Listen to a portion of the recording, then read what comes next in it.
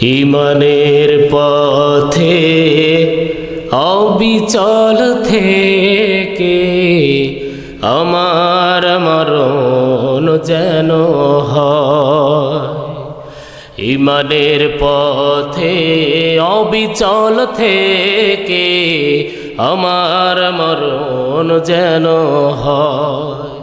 তোমারই কাছে মিনতি আমার, তোমারই কাছে মিনতি আমার, ও গো মহামহিময়।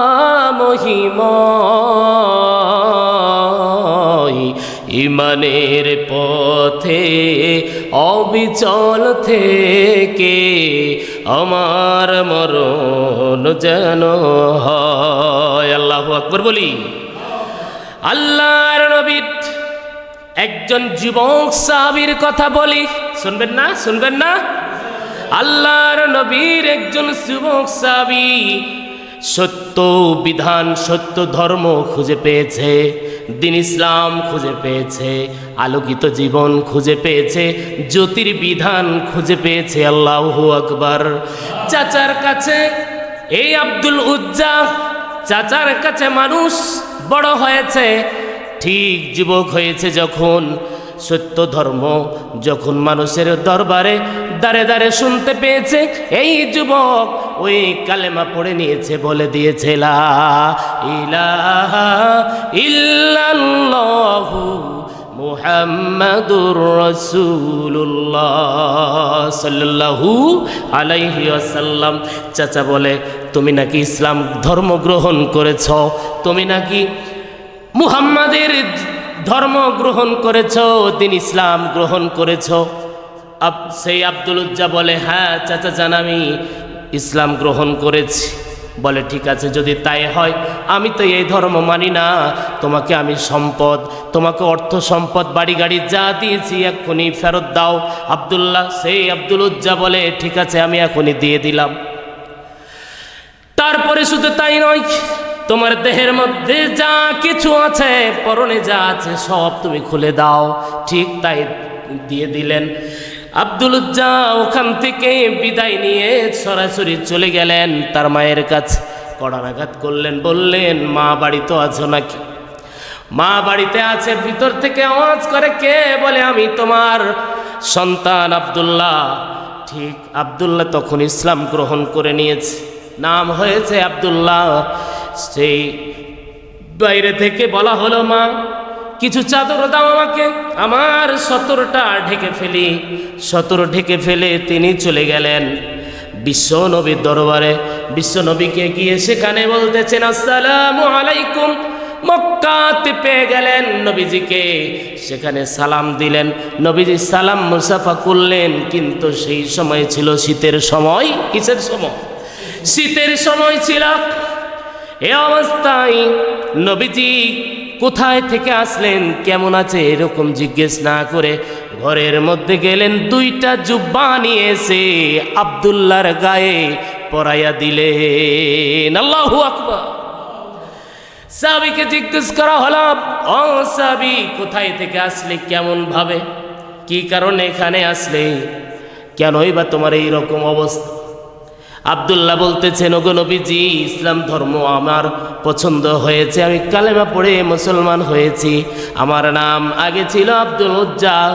নবীজি বললেন, আজ থেকে তোমার নাম হলো আব্দুল্লাহ। আল্লাহু আকবার। সেই দিন নবীজি বললেন, ও আব্দুল্লাহ, কি তুমি আমার কাছে চাও? আল্লাহর নবীর ওই সাহাবী, যুবক সাহাবী বললেন, ওগো আল্লাহর নবী, আমি কিছুই চাই না। আমার হৃদয়ের মাঝে যেটা কল্পনা জল্পনা, সব সময় চাওয়া পাওয়া, আমি যাতে শহীদ হয়ে মৃত্যুবরণ করতে পারি। সুবহানাল্লাহ। শহীদের মর্যাদা আল্লাহ তাআলার কাছে সব চাইতে বেশি। বলেন না, এই শহীদের হিসাব হবে না, কবরের মধ্যে শহীদের হিসাব হবে না। আল্লাহু আকবার। আমার আল্লাহ তাআলা কোরআন মাজিদের মধ্যে সূরা বাকারার মধ্যে বলে দিয়েছেন, ওয়ালা তাকুলু লিমান ইউকতালু ফি সাবিলিল্লাহি আমওয়াত বাল আহইয়াউ ওয়ালাকিন লা তাশউরুন। আল্লাহু আকবার। যারা আল্লাহর রাস্তায় মরে, লড়াই করে মরে যায়, শহীদ হয়, তারা কিন্তু জীবিত, বরং তারা মৃত না।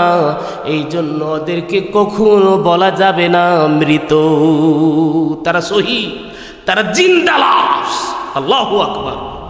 সম্মানিত হাজিরিন, কিন্তু আল্লাহর নবী দোয়া করলেন, আয় আল্লাহ, কাফের বেঈমানরা আমার আব্দুল্লাহর রক্ত মাংসর জন্য হারাম করে দাও। তার মানে নবীজি উল্টা দোয়া করলেন। আর আব্দুল্লাহ বললেন, ওগো নবীজি, আমি চাইলাম শহীদ হতে, আর আমার রক্ত মাংস কাফেরদের জন্য হারাম করে দিলেন। কেমন হয়ে গেল না? কিন্তু না, আল্লাহর নবীজি বললেন, ও সাহাবী, চিন্তা করো না, আল্লাহর রাহে শুধু শহীদ হলেই শহীদ না, যার অন্তরে শহীদের তামান্না আছে, জ্বর হয়েও যদি বাড়ির মধ্যে মৃত্যুবরণ করে, শহীদের মর্যাদা আমার আল্লাহ দিয়ে দেয়। আল্লাহু আকবার। আল্লাহর নবীজি বিশ্ব নবী সাল্লাল্লাহু আলাইহি সাল্লাম বললেন, ও সাহাবী, চিন্তা করো না, চিন্তা করো না, আল্লাহ তোমার শহীদি মৃত্যু দিয়ে দিবেন। সুবহানাল্লাহ। কিছুদিন পরেই চলে আসলো যুদ্ধ। ঠিক এই যুদ্ধের ময়দানে তিনিও যুদ্ধ করলেন, অনেক সাহাবী শহীদ হলেন, কিন্তু এই সাহাবী শহীদ হলো না। পথিমধ্যে যুদ্ধ ফেরত অবস্থায়, রাস্তা থেকে রওনা অবস্থায় এই আব্দুল্লাহ যুবক সাহাবী অসুস্থ হয়ে পড়লেন। যেমন অসুস্থ হয়ে পড়লেন, আল্লাহর নবীজি সাহাবীদেরকে বললেন, আমার আব্দুল্লাহর চিকিৎসা করো, আমার আব্দুল্লাহর তাড়াতাড়ি চিকিৎসার ব্যবস্থা করো, সুস্থ করে তোলো। কিন্তু তা না, আব্দুল্লাহ দিনের পর দিন অসুস্থ হয়ে যায়, আব্দুল্লাহ দিনের পর দিন মৃত্যুর মুখে ঢলে পড়ে। এক পর্যায়ে আব্দুল্লাহ ঠিক এই জমিন থেকে পরপারের জীবনে পাড়ি দিয়ে দিলেন। ইন্না লিল্লাহি ওয়া ইন্না ইলাইহি রাজিউন। সাহাবীদেরকে বললেন, আল্লাহর নবীজি, ও সাহাবীরা, দাফন কাফনের ব্যবস্থা করো। ও সাহাবীরা, আমার আব্দুল্লাহর তাড়াতাড়ি জানাজার ব্যবস্থা করো। আব্দুল্লাহর জানাজার ব্যবস্থা করা হলো। নবীজি নিজে সরাসরি সশরীরে আব্দুল্লাহর জানাজা পড়াইয়া দিলেন। সুবহানাল্লাহ।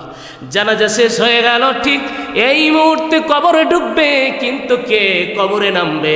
আমার নবীজি বলতেছেন, ও সাহাবীরা দাঁড়াও, আমি আব্দুল্লাহর লাশ নিজ হাতে বুকে করে কবরের মধ্যে শোয়া দেব। সুবহানাল্লাহ। আল্লাহর নবীজি নিজেই কবরে নামলেন। ডান দিকে আবু বকরকে অফার করলেন, আবু বকর ডান দিকে নামো, মাথার দিক তুমি থাকো। দ্বিতীয় সাহাবী হযরতে ওমরকে বাম দিকে নামতে বললেন, তার মানে তুমি পায়ের দিকে দাঁড়াও। ঠিক তিনজন মহামানুষ দাঁড়িয়ে গেলেন কবরের মধ্যে। আর বলা হলো, দিয়ে দাও আমার ওই আব্দুল্লাহ সাহাবীকে দিয়ে দাও। নবীজি ঠিক হাতের মধ্যে নিয়া বুকের সাথে আগলিয়ে ধরে নবীজি ডুকরে ডুকরে কাঁদলেন। নবীজি কাঁদলেন, আর অঝর নয়নে পানিগুলি দাড়ি মুবারক ভিজে ভিজে জমিনে পড়ে টস টস করে নবীজি কাঁদতে আছে। সকল সাহাবীগুলি কাঁদতেছেন। আর এই সময় আল্লাহর নবী দোয়া করলেন, ওগো আল্লাহ, ওগো মাবুদ, আজ সন্ধ্যা পর্যন্ত আমার আব্দুল্লাহর ওপরে আমি রাজি খুশি ছিলাম। আজ সন্ধ্যা পর্যন্ত আমার আব্দুল্লাহর উপরে রাজি খুশি ছিলাম। ও আরশের মালিক, আমার আব্দুল্লাহর উপরে তুমিও রাজি খুশি হয়ে যাও। সুবহানাল্লাহ। ঠিক এই অবস্থায় যখন কবরে রাখা হলো, কবরে রেখে দিলেন, দাফন কাফন সেরে দিলেন। কিন্তু এই অবস্থায় একজন সাহাবী, বিশিষ্ট সাহাবী সাদ বিন আবি ওয়াক্কাস, আল্লাহু আকবার, অসংখ্য বড় সাহাবী সাদ বিন আবি ওয়াক্কাস বলতেছেন আক্ষেপ করে, হায় হায়, আজকের যেই দৃশ্যটা দেখলাম, আজকের এই লাশ আব্দুল্লাহর না হয়ে আমি সাদ বিন আবি ওয়াক্কাসের যদি লাশটা হতো কতই না ভালো হয়ে যেত। সুবহানাল্লাহ, সুবহানাল্লাহ। এই জন্য শহীদের তামান্না বুকের মধ্যে থাকলে যদি মৃত্যুবরণও করে বিছানায়, বাড়ির মধ্যে, ঠিক আল্লাহ তাআলা শহীদের তামান্না তার লিখিয়ে দিবেন কপালে। আল্লাহু আকবার, আল্লাহু আকবার।